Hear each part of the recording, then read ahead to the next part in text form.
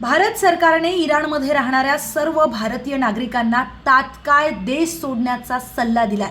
विद्यार्थी असतील, यात्रेकरू असतील, व्यावसायिक असतील, पर्यटक असतील, सगळ्यांनी उपलब्ध असलेल्या कुठल्याही मार्गाने, विशेषतः कमर्शियल फ्लाईटने इराण सोडावं असं स्पष्ट सांगण्यात आलंय।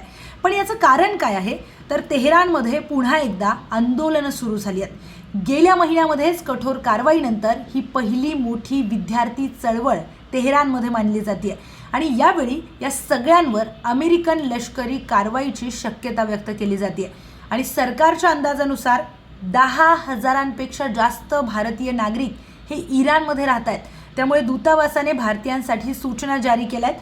आंदोलनाच्या ठिकाणांपासून दूर राहा, सावधगिरी बाळगा, पासपोर्ट आणि ओळखपत्र नेहमी जवळ ठेवा आणि भारतीय दूतावासाशी म्हणजेच इंडियन एम्बॅसीशी सतत संपर्कामध्ये राहा।